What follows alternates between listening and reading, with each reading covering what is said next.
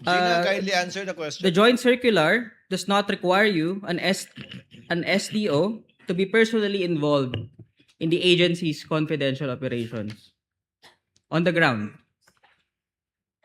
Wala pong sinabi ang circular, Your Honor. Wala rin po bang sinabi sa joint circular na kailangan may experience kayo pagdating sa confidential operations?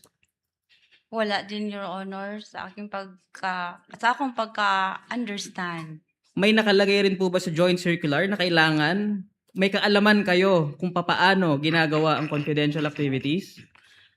Wala ko naka-encounter, Your Honor, sa GC. Nire-require din po ba kayo ng joint circular na mag-undergo ng formal na training para sa confidential activities?